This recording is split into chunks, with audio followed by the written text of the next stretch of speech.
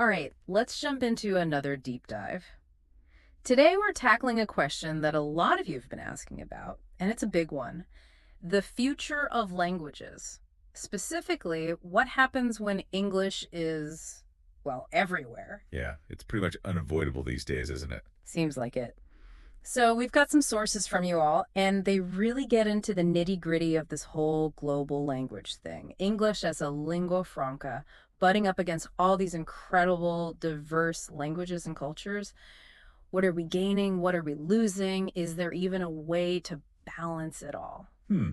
It's interesting because the sources really point out that language isn't just about like practical communication. Right. It's really tied into how we think, how we see the world. Oh, yeah, like that whole Sapir-Whorf hypothesis thing, right? Exactly. Linguistic relativity. The idea that the language you speak shapes your thoughts, like Mm-hmm. literally shapes them. Whoa. So if your language doesn't have a word for a specific concept, can you even truly grasp that concept? That's a good question.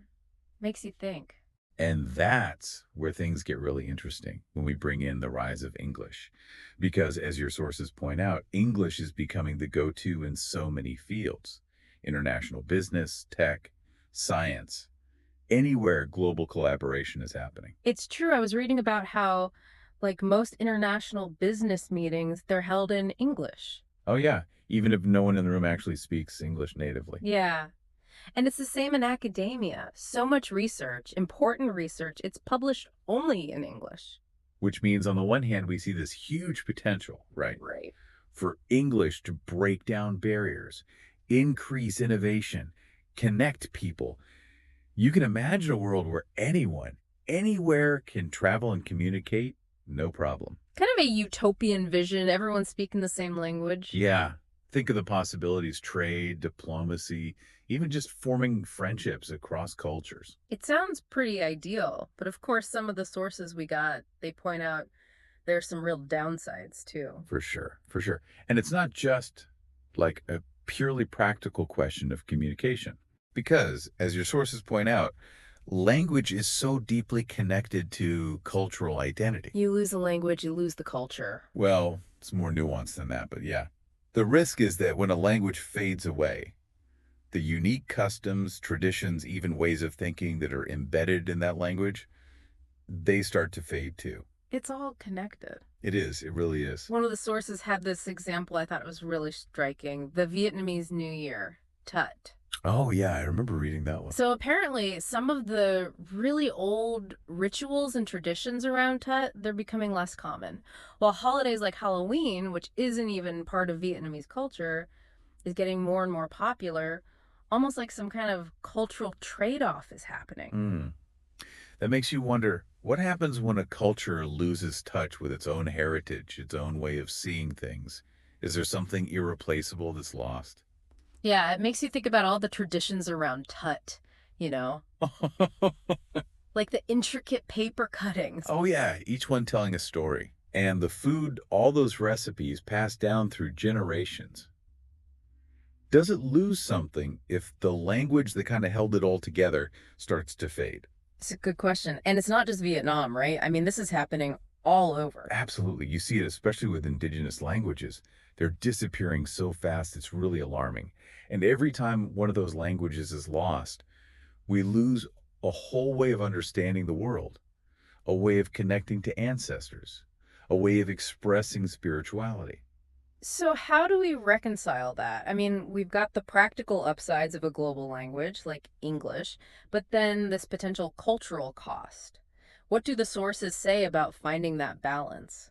Well, it's tough, right? It's like Hmm. trying to solve this massive puzzle. How do we encourage everyone to be connected globally, but also make sure we're not erasing all the different cultures that make the world so interesting? Right. The sources did have a few ideas, though. One thing that came up was the role of governments. Okay. Interesting. Like, governments could actively promote their national languages, but at the same time, make sure people are learning foreign languages too. So, like, kids are learning their native language in school, but they're also learning English. Exactly. Because being fluent in your own language, it's not just about talking to people, it's about identity. It's about where you belong. It's about your cultural heritage. I can see that. And, some countries are doing a really good job with this. Like Finland, they've kept a strong sense of national identity even with globalization, and their language is thriving. That's cool. What about us, though? Like, what about individual people who want to learn languages? Do the sources talk about that at all? Oh, yeah, definitely. It's actually a pretty key part of this whole thing. The sources suggest that when someone learns a new language, they're not just, expanding their horizons or whatever. Right. They're actually helping to preserve that language and culture. So, like, if I decided to learn, I don't know, Welsh instead of Spanish. Exactly. Those less common languages, they're the ones that need support. Yeah. Every new learner is like adding another little piece to keep that language alive. One of the sources mentioned this program in New Zealand. It's really neat. They're using these things called language nests. Language nests. Yeah, they're basically preschools, but they're totally immersive. Like, the kids only speak the indigenous Maori language. It's Ugh. helping to revitalize the language. It's really amazing. Wow, that's awesome.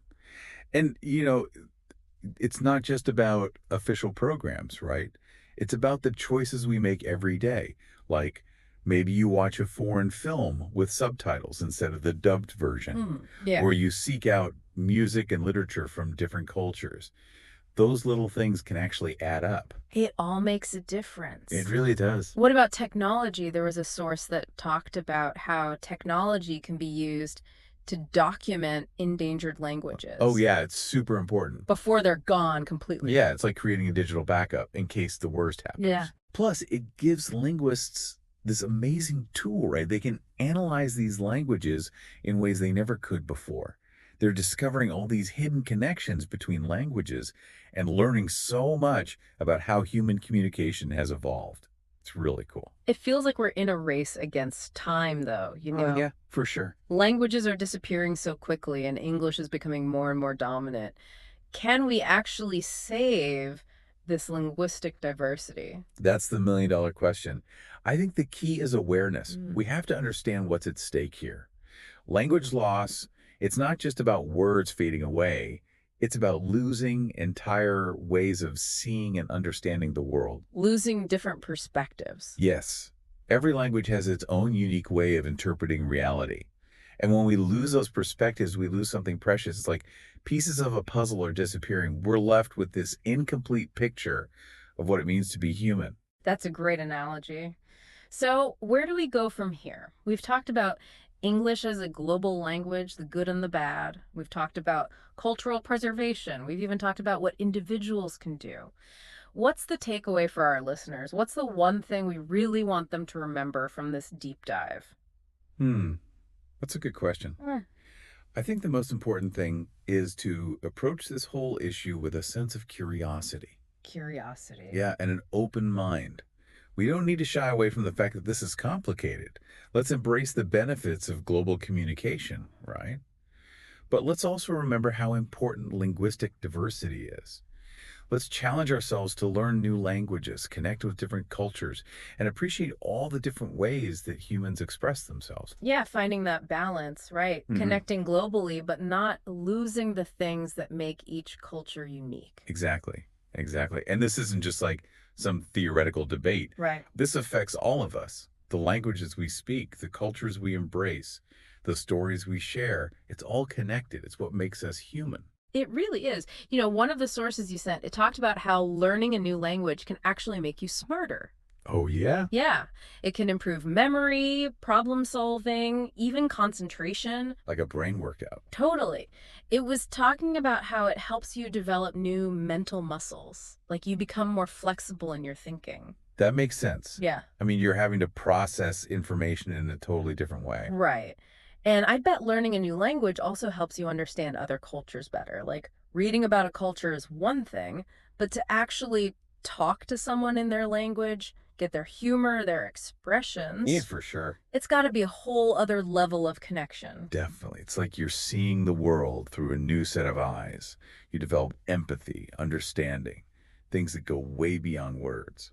So, as we wrap up our deep dive here, what's the one big question we want to leave everyone with? Hmm. Let me think. How about this? In a world where English is everywhere, What can you do personally to help keep all those other languages and cultures alive? Good question. What can we do to make sure we don't lose that richness, that diversity? Exactly. What small steps can you take? Maybe it's learning a few phrases in a new language, Yeah. trying a recipe from a different culture, even just like really listening to someone who speaks a different language. It all adds up. Every interaction, every effort to bridge those gaps. It all makes a difference. You never know. Those small steps, they might lead to a deeper understanding of each other and appreciation for all the different ways humans can express themselves. That's a world I want to live in.